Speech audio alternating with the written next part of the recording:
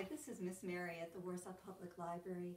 The library is closed to the public right now, and I know a lot of us are missing that contact with each other. I haven't been able to visit school either for the past week. So this is for some of the older kids if they just want to hear a story. And so this is a story that I picked because today happens to be March 17th. And that means it's St. Patrick's Day. St. Patrick's Day is a day when we celebrate Ireland and all things Irish. Ireland is a country in Europe, and it is across the Atlantic Ocean from us, and it's associated with all things green. You might have, in the past, when you went to school on St. Patrick's Day, you might wear green, something green. I wore some green today.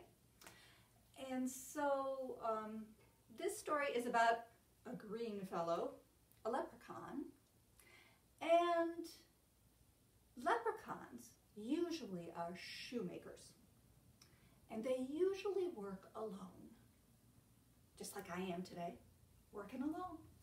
And so you don't often see them. They blend right in to the countryside in Ireland.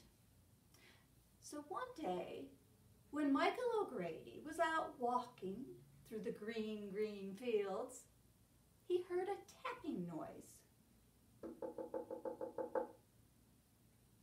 He thought, what is that? Might be a woodpecker.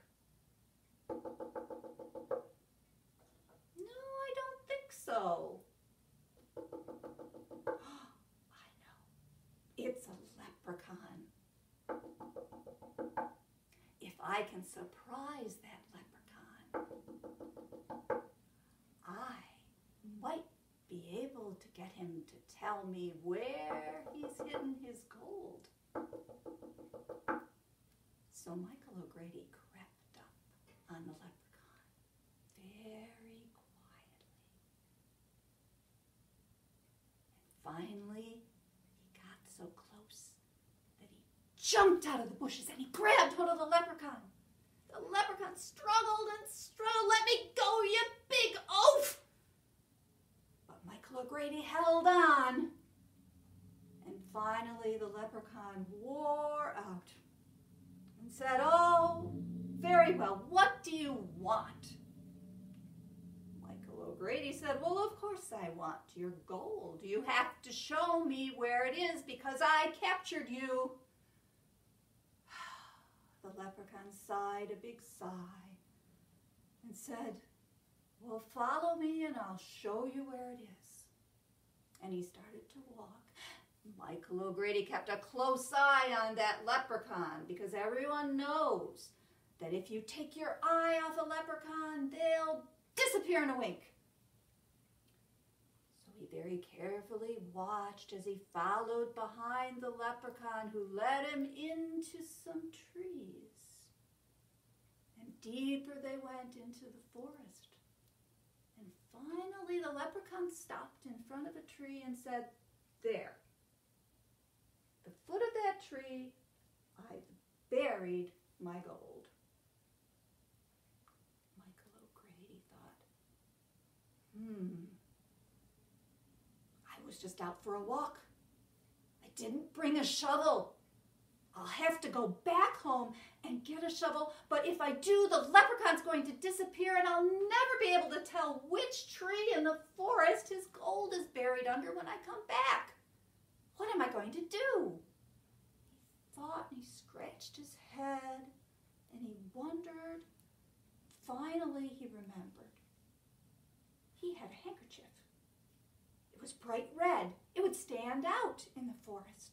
And so he took his handkerchief and he tied it around the tree the leprechaun had pointed to.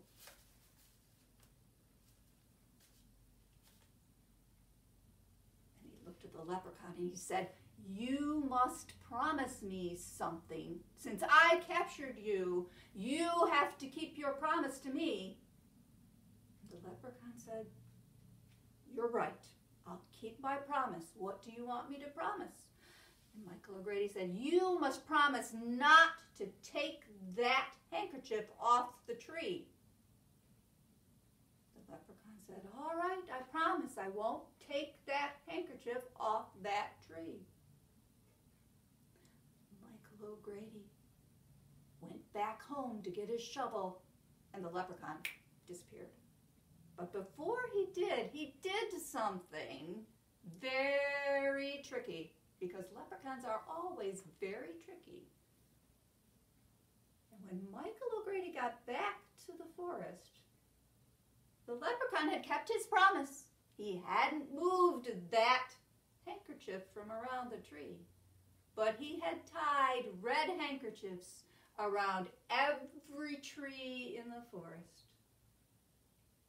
So the leprechaun kept his gold secret, and Michael O'Grady went home with only his shovel. So there's a little story for you for St. Patrick's Day. I hope you enjoyed it. If you want more stories, check the links that we'll include in the comments. There are lots of stories and lots of things for you to discover today. I hope you have a great day, and I hope we'll see you soon. Bye-bye.